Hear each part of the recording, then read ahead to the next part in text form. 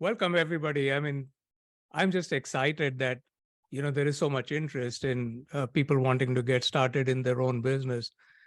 Just to introduce myself, my name is Suhas Kulkarni. I'm from India originally. So whoever's here from Afghanistan would probably be able to converse with me oftentimes in Hindi or in Urdu, whatever flavor of the language one feels like adopting.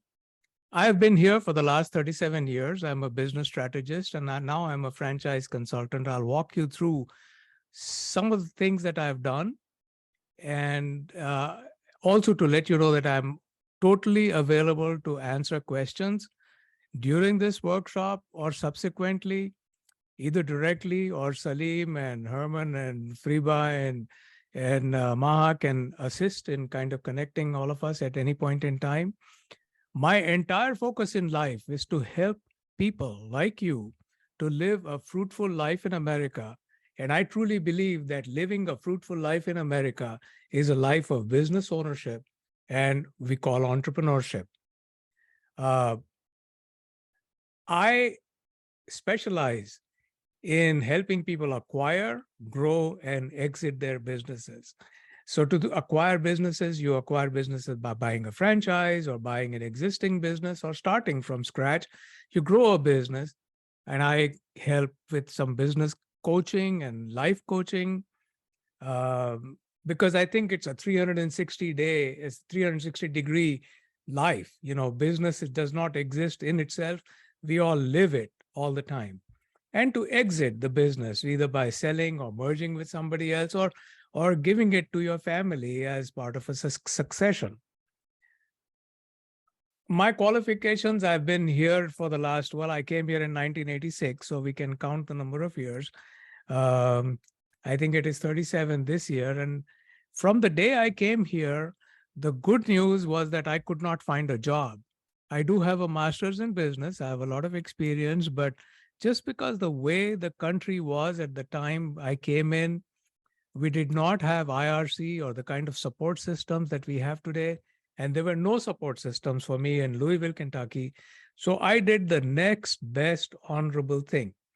I bought into a grocery store, and here I was, an executive in India. And then I came down here and I was sweeping the grocery store floor and cutting meat and helping people and everything else because you got to do everything you need to put food on the table. And then from the back of that, I launched into international trade. I did a lot of exports from here, specifically in the areas that I knew, I was very familiar with. Then I launched a service in medical supplies and translation services. These are all very short stints. But the biggest portion of my life was spent in IT consulting. I got into IT consulting and, inshallah, it became a success and, things moved on. And I retired. After I retired, I actually became a public servant. I was the director for globalization in Jefferson County. And I started a nonprofit called Refugees and Immigrants Succeeding in Entrepreneurship. And I also have been a franchise owner and have a real estate license.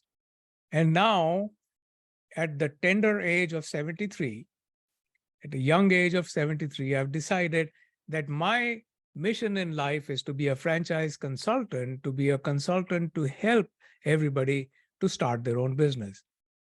So one thing, if you notice, I don't have a PhD. I have an MBA from India, and the SHK stands for the School of Hard Knocks. I want to start with the fact that there is a real American dream. All of us who have come from outside, we have heard of the American dream. We never hear of a Chinese dream. We never hear of an Indian dream or a British dream or a French dream, but there is an American dream. But it is important for us to know what this American dream is all about. This is coined by a person named Jane Truslow Adams in 1931. This was just before the Great Depression and at the end of what you may talk about the huge entrepreneurial growth in America, Henry Ford and John D. Rockefeller and all of that. And John Truslow Adams had everything. He was a rich white guy. But it was very interesting that he should say that the American dream really meant life should be better and richer and fuller for everyone, with opportunity for each according to their ability or achievement. It does give a lot of importance to one's personal journey, that you have to do the effort. But he set this whole thing to be in freedom is the most important thing, freedom, and that is interpreted as the opportunity for individual prosperity and success. So it's almost like saying that the American dream is your right. You have a right to the American dream just like anybody else has. And I think this is a great definition of the American dream. So following that, what is the American dream? Typically, the top of the pyramid, we say, is success. We want to be successful, but that's not that's not sufficient. Success really means feeling a sense of fulfillment. I want to be able to sleep well. I want my children to grow up well. I want to be fulfilled in life. I want to have flexibility. I don't have to be working 24/7 or sleeping on the job. I want to have independence. I want to do what I want to do. I want to have control of my own life. I want to have financial security. I don't want to be in a situation where people can just fire me for the sake of firing me, or if they want to make more profit. No more layoffs. And obviously, making money. But success is all of the above. Success is not just making money. Getting fulfillment from whatever one is doing, the freedom for getting fulfillment is just as important. Everybody has big dreams, but every big dream, like a journey of 1,000 miles, starts with the first step. Every big dream has small beginnings. And I believe that the best opportunity to develop and use all our talents and grow as a human being is to be in business for ourselves individually. So getting right into the middle of what we want to do, the ways of starting to get into business. There are three different ways. One is you can start a business from scratch. You can buy an existing business. Somebody has started it, and then you buy an existing business, or you buy a franchise. And just to let you know, in my life, I've done all the three. So whatever I'm going to tell you is based on not just general knowledge, but my personal experience of having started a business from scratch and succeeded and failed, buying an existing business and succeeded and failed, buying a franchise and succeeded and failed. So what is a business? In general, what does business involve? Business does involve having employees, having finance, having an environment. How many hours do you want to work? What kind of customers? What product and services? Is it a new business? What kind of industry is it in? Is there room for growth? Various other things. All of this put together is what you may call is the profile of the business. Like there is a profile of an individual. Every one of us has their own persona and profile. Every business has its own persona and profile. So what I do is I help people find the best way to get started. And I do that through three different ways, rather a combination of three different things. One is a psychographic analysis. This basically helps you more than helps me. It identifies what your traits are, what your likes and dislikes are, what your strengths and weaknesses are. Then I help you analyze your finances and see what your personal situation is, family-wise, what support systems are available to help choose the best business. There are many advantages and disadvantages both to starting your own business or buying a franchise. We'll go through this real quickly. When you start a business from scratch, you do have total control. You make all the decisions. You're very creative. There are no rules that you have to follow. There is a huge potential to grow a big business. Negative is you have to start from scratch. You have to build your own systems. You have limited money. The growth is very slow. And the most important is that 1 in 3 businesses fail. There's a very high failure rate of businesses when they start from scratch. When you buy an existing business, you also have total control because it's still your business. You will get a cash flow because the business would have been running. You will get hopefully some goodwill, meaning people will not say the moment a new owner walks in, I'm going to not do business here because I don't like this business. You do have actual financial results to look for. It is attractive to lenders because then the bank can say, well, there's a track history and I can loan some money. There's some degree of being established in the market. You do have customer base. You may or may not have employees and may or may not have systems. Sometimes the owner wanting to get out may finance. But the disadvantage is also there may not be cash flow. There may be bad will, not goodwill. There may be bad debts that you cannot collect. It may be overpriced. That's another huge problem because you never know how to value a business. Somebody might say my business is worth $1 million and the business may be worth $100,000. This is a gap that somebody has to be able to bridge. There typically will not be any training and support. Sometimes what happens is the previous owner stays on for a few months to try to train. There could be different motives that the buyer may or the seller may have, which we may not know anything about. Employees may stay or not stay. And because we are buying at a higher price than when the business was started, the debt service, meaning our paying back of loans, will be much higher. In buying a franchise, the advantages is that you're already buying a proven business system. You're buying a brand name, you're buying a trademark. You do have training and support. You have way lower failure rates, much lower than a business starting by itself. The cost is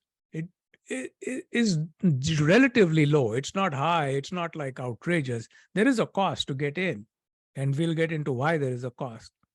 But there are financing options available. This whole thing about disclosure is very important because the government regulates this business. The government mandates that the franchisor disclose everything about the business. All financials, all claims are disclosed.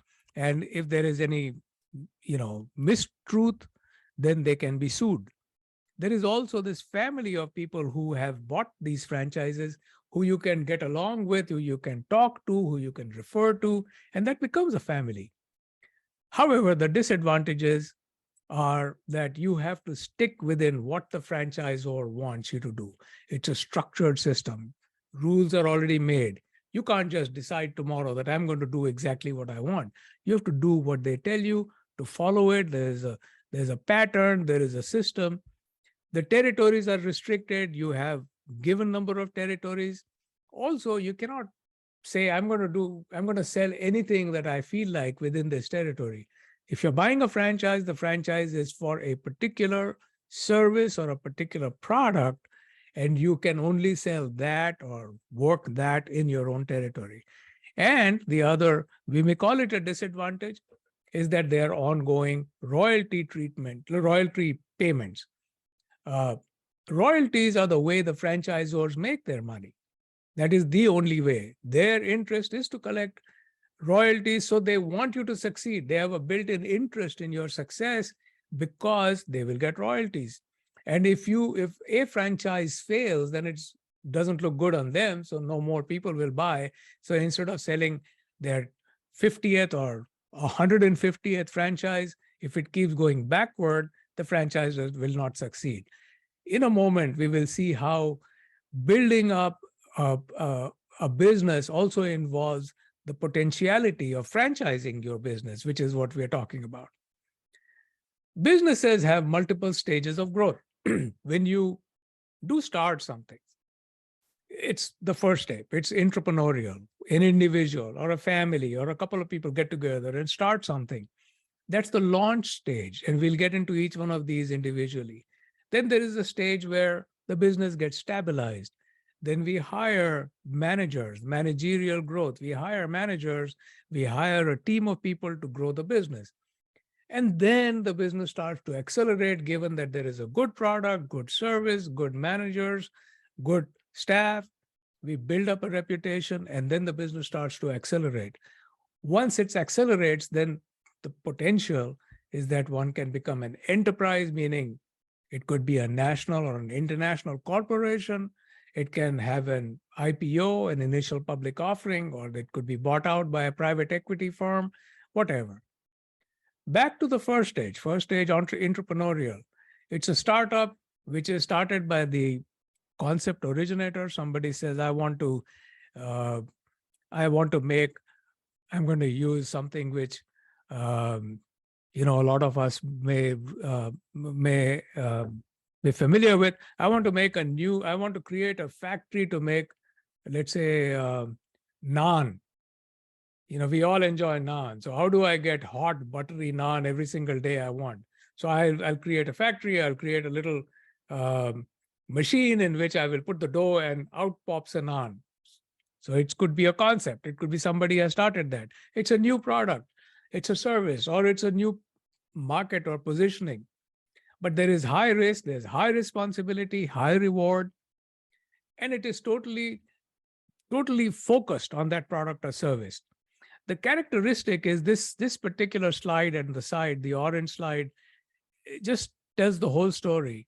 An individual is going from gear to gear, trying to keep the whole thing running. You're constantly on that, like a hamster in a cage. You're multi-talented and overworked, individual and other people. That's the stage number one in entrepreneurial.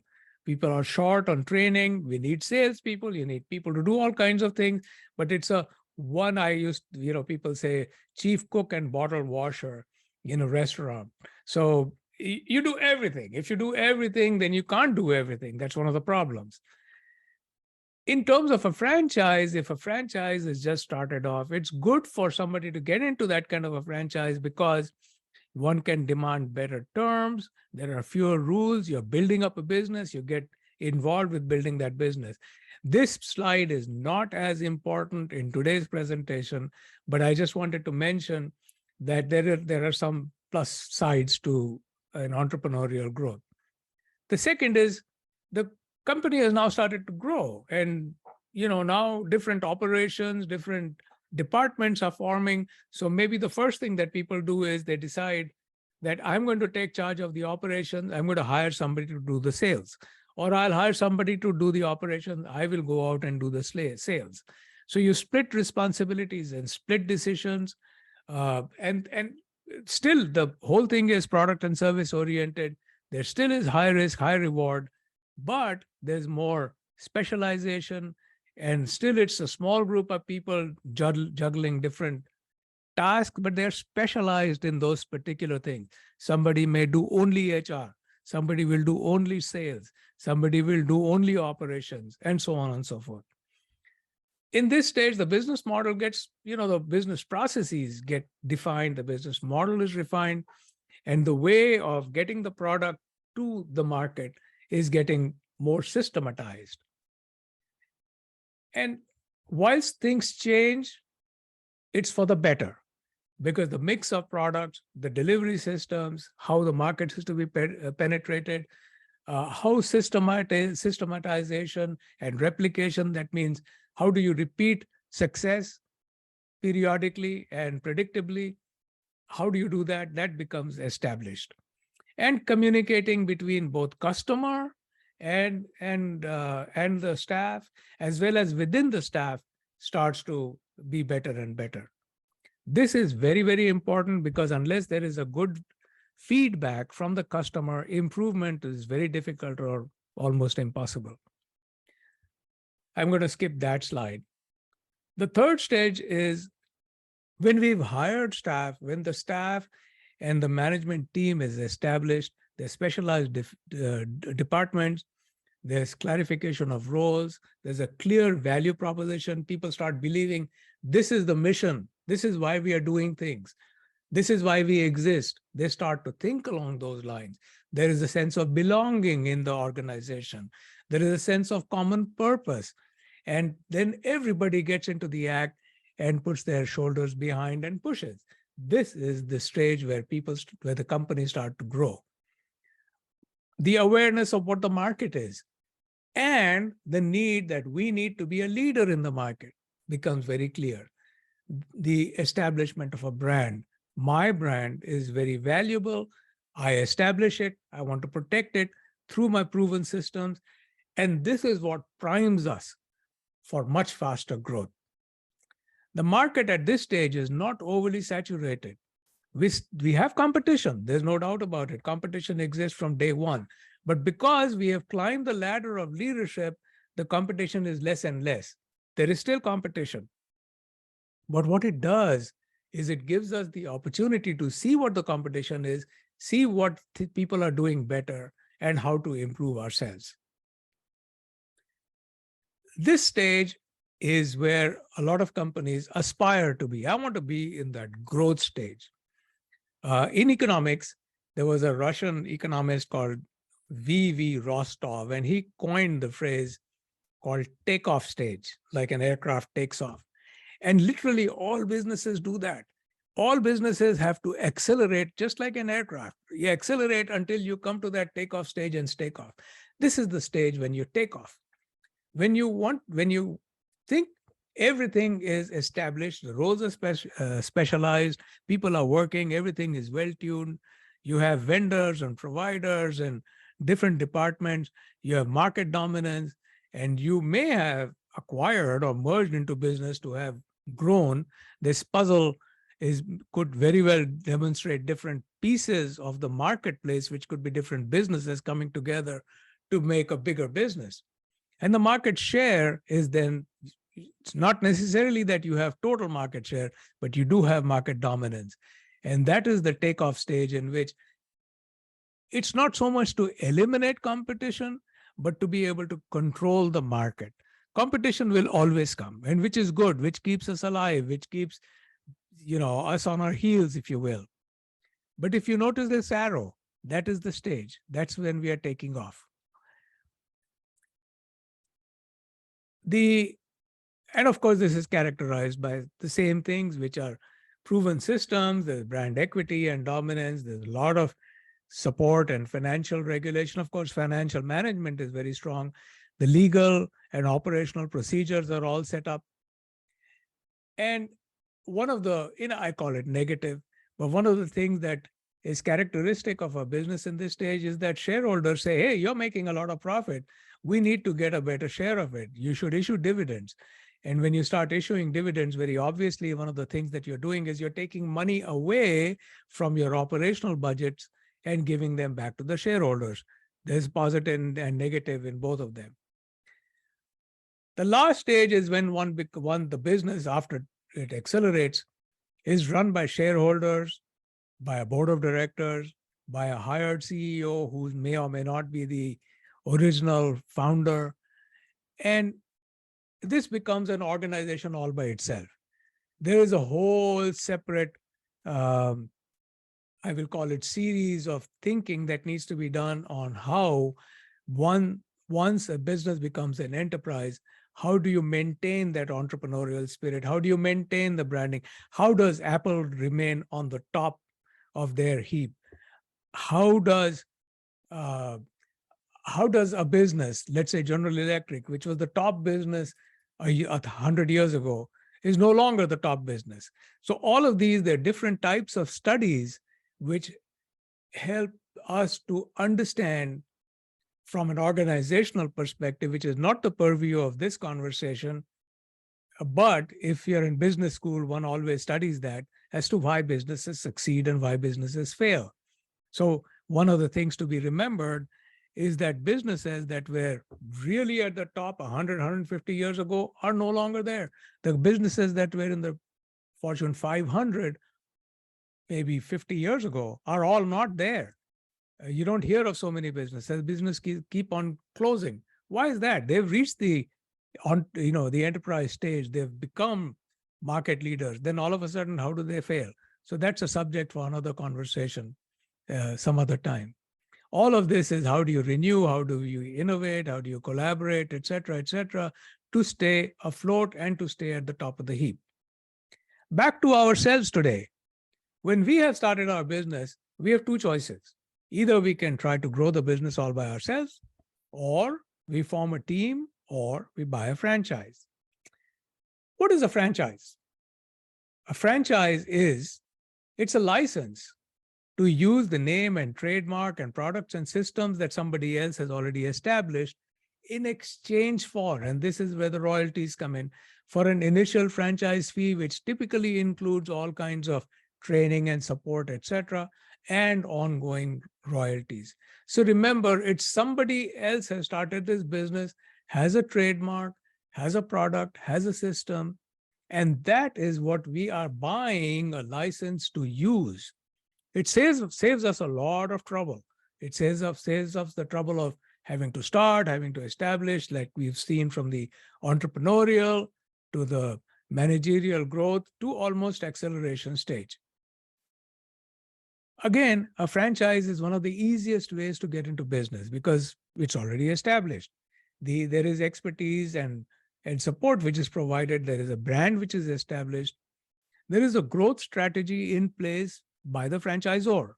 What they want is they want multiple units and they want multiple owners, and they take advantage of multiple owners, their thoughts, their energies, their suggestions, and improve the franchise all the time, which is a very, very good thing. Strength in numbers is very important. For the franchisor, the exit strategy is they get bought over by a private equity firm, or like a McDonald's, they do an initial public offering and they get into the stock market. For an individual franchise, when they buy a franchise, the exit strategy is to be able to sell. A franchise is another business. The good news about selling that business is you already have proven track record, you have proven financials, proven results. So it's a simple matter of taking whatever the industry demands, X multiple of revenue or EBITDA, whatever it is, and say that is the valuation. So it's much better than buying a business which is not a franchise. I liken franchising or buying a franchise to being, guided entrepreneurship. Beautiful vision where a father is showing his young daughter how to ride a bike. All of us have learned this way. We probably taught our children this way. So it's interesting. So the franchisor has to hold the vehicle, the bike, until the franchisee is now willing or able to ride it by themselves. But once they started to ride a bike, they can do it all by themselves. I'm going to go back to the stages of growth to say once a business is started, when should you even think about franchising your own business and why you should do it? So typically, as we talked earlier, there's multiple processes that have to be looked at in any business: sales, marketing, customer service, HR, finance, operations, and management.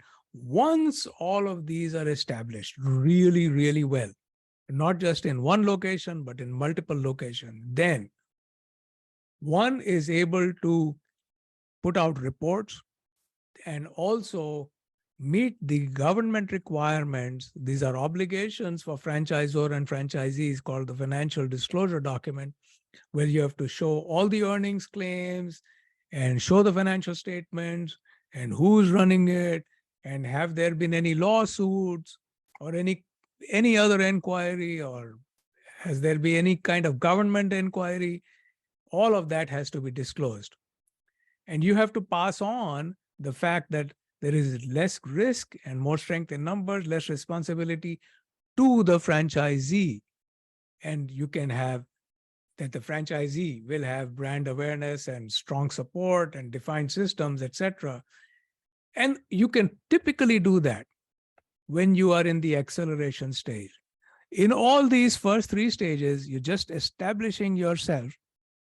You may have one location, you may have multiple locations, but in the acceleration stage, you may have multiple locations, maybe in different geographies, maybe in different countries. And that is the stage when one starts to think about, can I franchise my business? And the question is, why do you want to franchise your business? You want to franchise your business because we had talked earlier, one of the best ways to grow is to take your concept, take some fees and royalty and give it to somebody else, build a team of maybe 100 owners who will run the business based on your concept and your systems. And then you are growing, they are growing, everybody's growing. understand that everything changes. Every single thing changes. Companies evolve, individuals evolve, business practices change. We talked about Fortune 500 companies not being there. We talk about companies that have been only 10 or 15 years in existence, or maybe at the top of the heap. And just to understand and to realize that is very important, because we plan for things to change and we plan for things to improve, but we must plan and expect that things will always change. So we are very familiar with how we are going to be able to continue our business. That's all I have for today, folks. Thank you so much.